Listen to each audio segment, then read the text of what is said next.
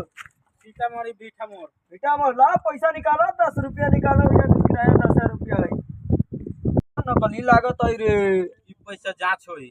जांच होई हां चल जांच करते ही हम पैसा के थोड़ा जांच नकली होता है तब से बुझते ही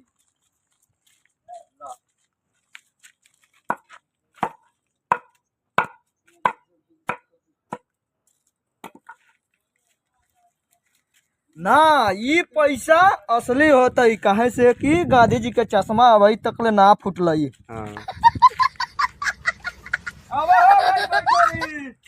अरे ये कहाँ बैठे हो पीछे चला कंडक्टर का हमारा सीट है आगे वो भाई